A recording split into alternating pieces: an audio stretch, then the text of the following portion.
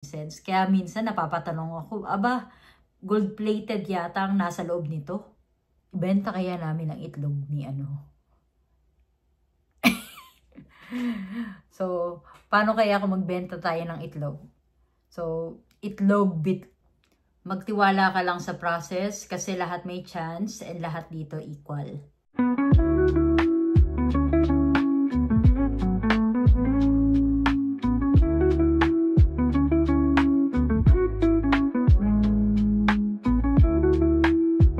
Uy, mga kabayan, may nabasa ako. Merong isang lalaki sa Thailand na nagbenta ng itlog for $1 million. So, napaisip ako, ibenta kaya namin ang itlog ni ano? So, paano kaya kung magbenta tayo ng itlog? So, itlog benta challenge. Magkano ba itlog ngayon? So, na-imagine ko talaga baka ito na yung mga secret o yung mga ways para para makarating dito sa Canada. Imported itlog, imported from Thailand. O, diba? Meron ka ng $1 million, may pa-visa ka pa, may pa-Canada visa ka pa.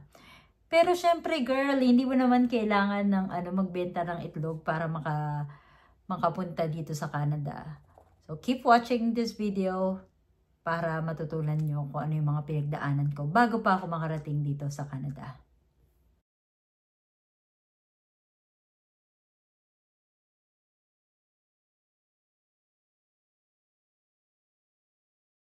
So, aminin natin, minsan ganun tayo. We want instant success, instant visa, instant money, instant noodles, char.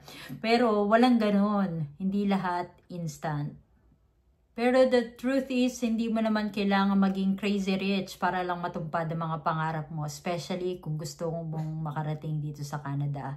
Dito sa Canada, equal lahat, equal ang opportunities. Kasi dito, hindi naman tinitingnan kung ilang itlog meron ka. Ang tinitingnan dito is kung masipag ka. Pero syempre, hindi naman madali. Kala ko nga dati, pagdating dito sa Canada, instant yaman ka.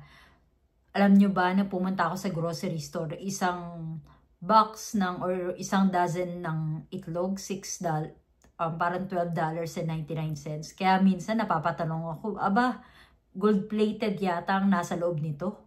Pero kahit ganun, alam mo yung peace of mind na mararamdaman mo sa mga bagay-bagay na pinaghirapan mo. Mga kababayan, nasa end na tayo ng video. So, sa mga nangangarap na makapunta rito sa Canada, hindi mo kailangang ibenta ang iyong itlog, ang iyong bato or kidney or ang iyong kaluluwa para makapunta rito sa Canada. Ang kailangan lang sipag at tiyaga. Magtiwala ka lang sa process kasi lahat may chance and lahat dito equal. So, yung itlog mo, safe na safe yan. Char! Yan, thank you for watching. Again, my name is Za, an early childhood educator here in Vancouver, British Columbia. Thank you for watching. Don't forget to like, comment, and subscribe para updated kayo sa mga bago kong videos. Paalam! See you again!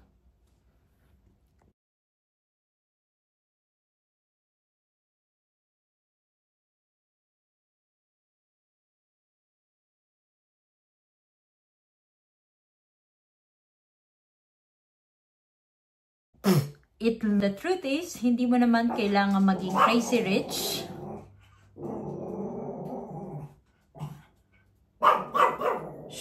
Summer. Hey! Bye. Bebe.